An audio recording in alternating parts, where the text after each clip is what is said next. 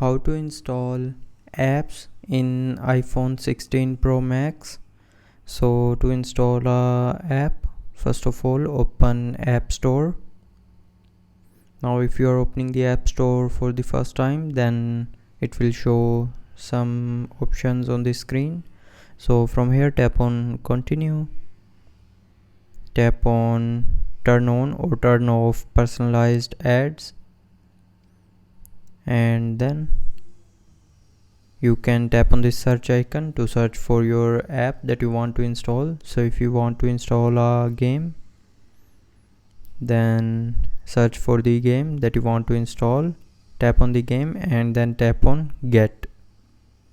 So if you're installing app for the first time, then you have to sign in to your Apple ID to install apps.